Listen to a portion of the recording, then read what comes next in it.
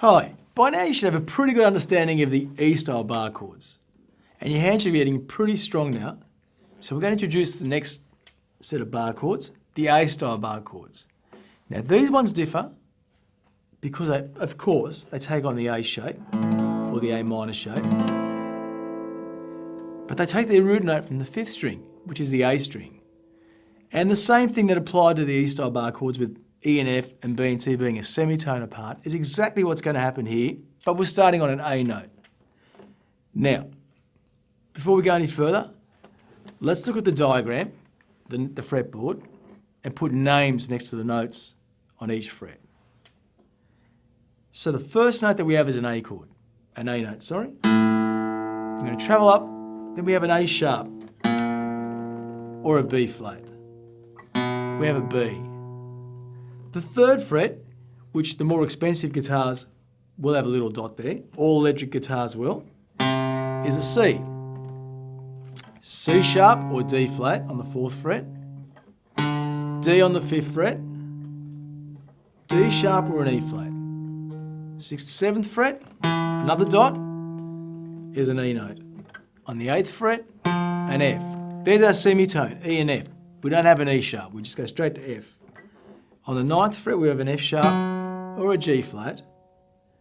10th fret we have a G. 11th fret we have the G sharp or the A flat. And our double dot on the 12th fret is the A. Okay, so we've come that far. Some of the reasons for knowing 2 sets of bar chords. Let's play a very simple change. Let's go G to C, something we learnt in one of the first lessons. That's really easy to play as an open chord, but if we choose to play it as bar chords, if we only knew the E-style bar chords, we'd be going G. There's our C. Why would you want to do that when you can do this? It's going to sound smoother, it's easier, it's quicker, and it's just the way to play it.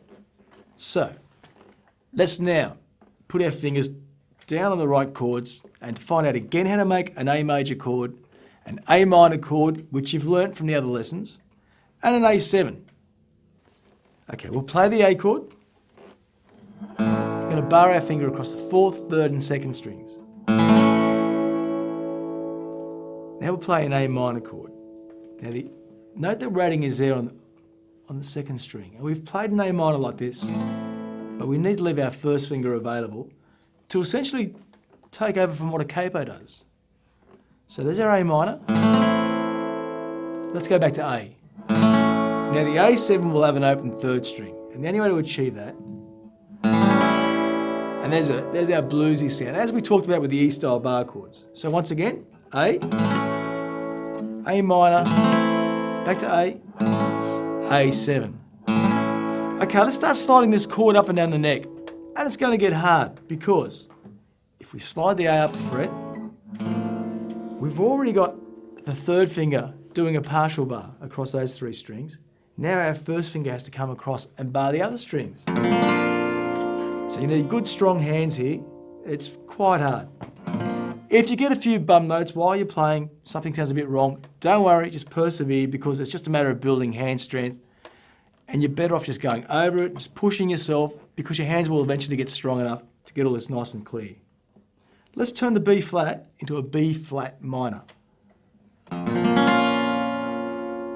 Let's take it to the 2nd fret. If you look at your diagram, the 2nd fret says B. If you look at the shape that we're playing on the diagrams, it's a minor shape, hence it's a B minor chord. Let's go to the 3rd fret. On the diagram, it's a C note. 4th fret, C sharp minor, or a D flat minor. And let's put all our fingers down. What do we have? We have a D flat or a C sharp. Let's go to the 5th fret. There's our D chord. Let's make it a 7th.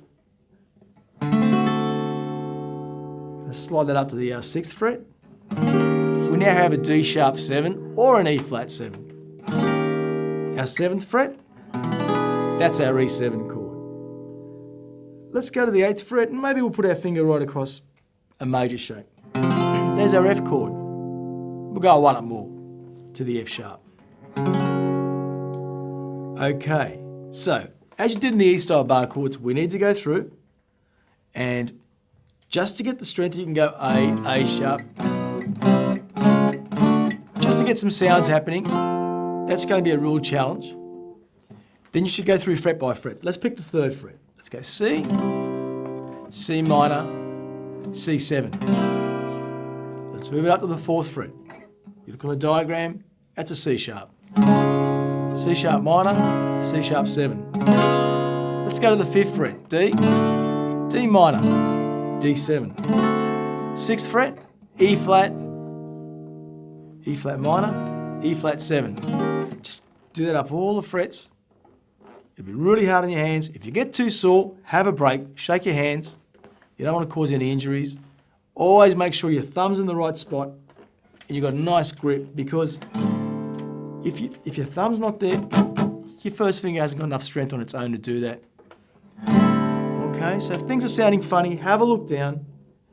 Is my thumb in the right spot? Have I got a nice curve on my wrist? And over a period of time, this will all come together. It's very hard. You're getting pretty advanced now, so spend a bit more time on this lesson. We'll do another lesson where we've put all the bar chords together, and I hope to see you soon.